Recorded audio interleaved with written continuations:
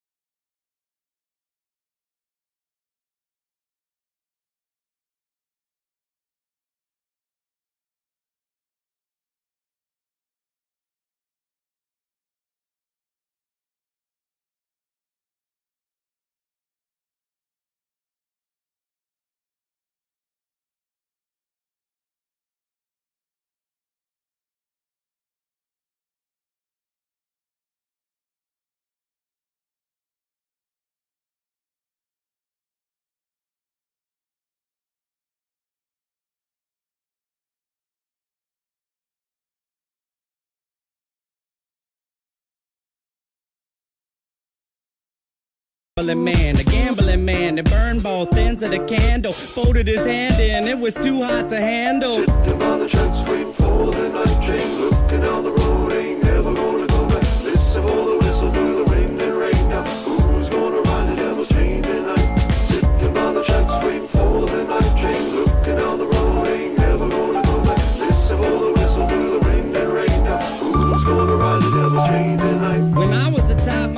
concoct fables and stories to warn me of the dangers that were laying before me. To keep it interesting, she would hide the lesson. To guide my direction, provide the right message. In time, I developed a sense of her embellishments. Hence, I was rebellious against what she was telling me. When I was a teen, I pretended that my demons were friends. I defended the place, yo, and that was the case. Slurred speech dripping off of my face. The world creeped as I slipped to the awfulest place you could imagine. Not the average things you see on acid. My granddad bloody hovering on a speaker cabinet, laughing in a raspy tone, covered in maggots and snacked on his mass to the bone. I couldn't grasp it. Did it double dismount off of the couch, flipped out, broke the closest window I found. Then I dipped out. Suddenly, I discovered little voices mumbling up in my head. It had me wondering what was it my mother said back when I was younger. It had my brain racked as I stumbled off of the night towards the train tracks. Sitting by the tracks waiting for the night train, looking down the road, ain't never gonna go back. Listen for the whistle through the wind and rain. Now who's gonna ride the devil's train tonight? Sitting by the tracks waiting for the night train, looking down the road, ain't never gonna go back. Listen for the whistle through the wind and rain. Now who's gonna ride the devil's train tonight? So there I was, stalking through the dark with the buzz. I figured I should walk, that'll ease me off of these drugs. It's like a shark had to keep moving, instead of be ruined. If I sat still, I was doomed, and that wasn't doing. So I marched through the park, slow gone like Donnie Darko. The sparkle of the starlight glowed like charcoal. Despite my demeanor, the night seemed more serene than a morphine fiend in the morgue. It seemed like I'd lost it. That was when my grandpop's carcass emerged from the dark, gurgling his words of carnage, but he couldn't talk. Something about the birth of sadness. I scurried off, I was on the verge of madness. I raced fast paced and the landscape was strange, like a plane parallel to this one, but rearranged. Came to a slope that was steep, begging for sleep as I climbed up, taking my focus off of the creeps. Within the foggy distance, I saw a silhouette that got bigger as I stepped. The train tracks were wet. I saw a shiny grin from afar like it was happy. This is what he said as he started to walk past It's me. a nice night for a walk. Would you mind if I joined you? Do what you wanna do. Well, that's great, cause I'm going to. And not to annoy you, but see, I really have to ask what a young dude like you's doing out by the tracks. You waiting on a train? Nah, man, let me explain. Alright. I'm minding my business, so maybe you should do the same. I just been a witness to something sick and sadistic, so twistedly disgusting. You should feel real lucky you missed it. Ooh, easy with the tongue, son. Try to listen carefully. What you seen scary, but nothing when compared to me. I could show you things to paint all your dreams wanted. I can make you scream if I wanted. Or I can be the bee in your bonnet, your best friend forever. Two peas in a pot flocking like birds of a feather. And you never have a need to beg, work, or steal. If all this sounds worth it, then let's make a deal.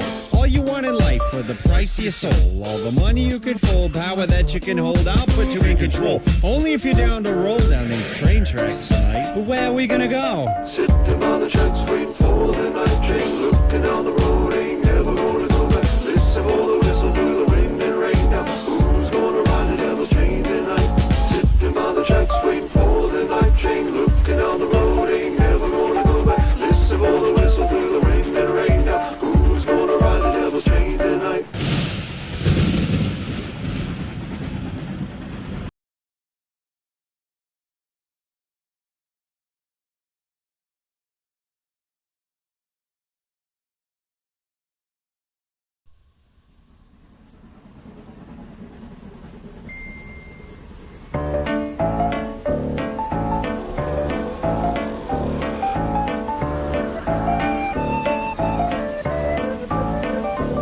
My grandpops was a man of respect, had to sweat just to cash checks, working from sunrise to set. Every day get challenged, no trades or talents. Barely scraped by, he found faith to balance a straight line and pace, feeling worn and gray.